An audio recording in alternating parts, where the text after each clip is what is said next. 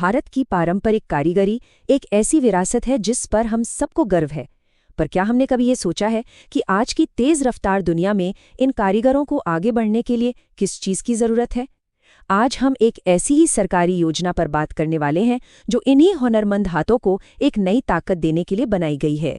देखिए, भारत में शिल्प की परंपरा बहुत गहरी है। ये हुनर पीढ़ी दर पीढ़ी गुरु से शिष्य तक पहुंचता है। ये कारीगर सिर्फ कोई सामान नहीं बनाते, ये असल में हमारी संस्कृति और पहचान को जिंदा रखे हुए हैं।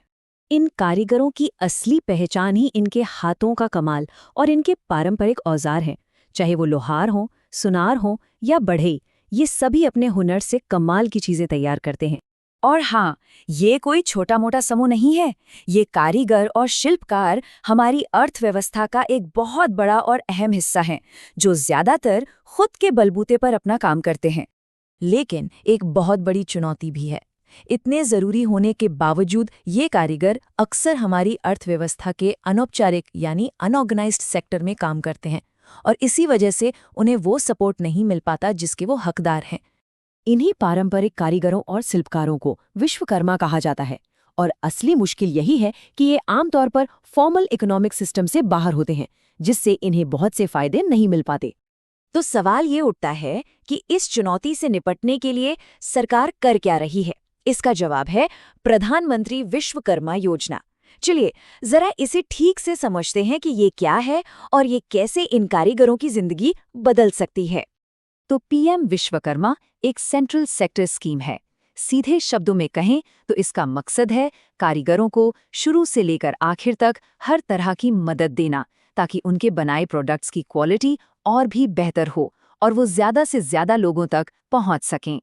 इस स्कीम की फंडिंग पूरी तरह से भारत सरकार कर रही है, और इसके लिए शुरुआत में ही 13,000 करोड़ रुपए का एक बहुत बड़ा बजट रखा गया है।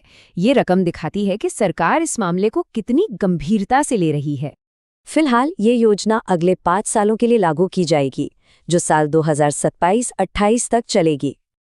अच्छा, तो अब सबसे जरूरी सवाल, ये स्कीम है किसके लिए? मतलब कौन कौन से कारीगर इसका फायदा उठा सकते हैं? चलिए देखते हैं। इसकी सबसे अच्छी बात यह है कि इसमें बहुत तरह के काम शामिल हैं।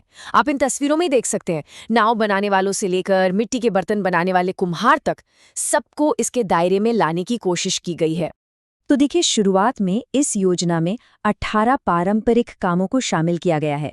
इसमें लकड़ी का काम करने वाले जैसे बढ़ई और नाव बनाने वाले हैं, तो वहीं लोहे का काम करने वाले लोहार और सुनार भी हैं। मिट्टी के कलाकार यानी कुम्हार और यहाँ तक कि मोची और राजमिस्त्री जैसे व्यवसायों को भी इसका हिस्सा बनाया गया है। ठीक है, तो ये तो हो गया कि स्कीम किसके लिए है, पर अब सवाल ये है कि ये काम कैसे करती है। मतलब इन कारीगरों को असल में मदद मिलती कैसे है? आइए इसे भी समझते हैं। इसे समझने के लिए सोचिए कि इसके 6 मजबूत पिलर हैं। सबसे पहले कारीगरों को पीएम विश्वकर्मा सर्टिफिकेट और आईडी कार्ड से एक पहचान मिलती है। फिर उनकी स्किल को और बेहतर किया जाता है। उन्हें नए औजार खरीदने के लिए पैसे मिलते हैं, बिना गारंटी के लोन की सुविधा है, डिजिटल पेमेंट करने पर इंसेंटिव मिलता है, और आखिर में अपना सामान बेचने के लिए मार्केटिंग सपोर्ट भी दिया जाता है।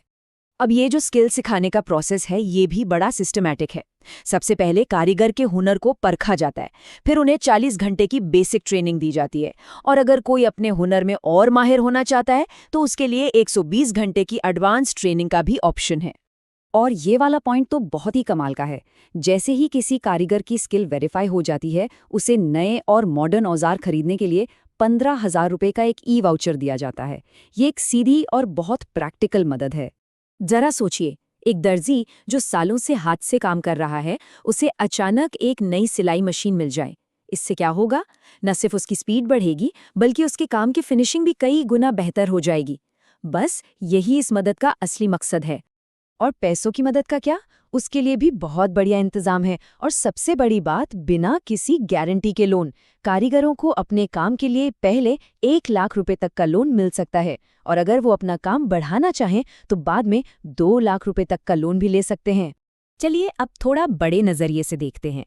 ये योजना सिर्फ कारीगरों की मदद नहीं कर रही, इसका एक बहुत बड़ा विजन है जो पूरे देश से जुड़ा है। देखिए, इस स्कीम के लक्ष्य सिर्फ पैसे देने तक सीमित नहीं है। इसका मकसद है इन कारीगरों को देश और दुनिया के बाजारों से जोड़ना, उनकी सामाजिक और आर्थिक स्थिति को ऊपर उठाना, हमारी जो अनमोल शिल्प की विरासत है उसे बचाना और खास तौर पे महिलाओं और पिछड़े समूहों को मजबूत बनाना। कुल मिलाकर उम्मीद यही है कि ये स्कीम कारीगरों के काम करने के तरीके में एक बड़ा पॉजिटिव बदलाव लाएगी, जिससे न सिर्फ उनकी कमाई बढ़ेगी बल्कि उनकी पूरी जिंदगी बेहतर होगी। तो आखिर में ये सब हमें एक बड़े सवाल पर लाकर खड़ा कर देता है।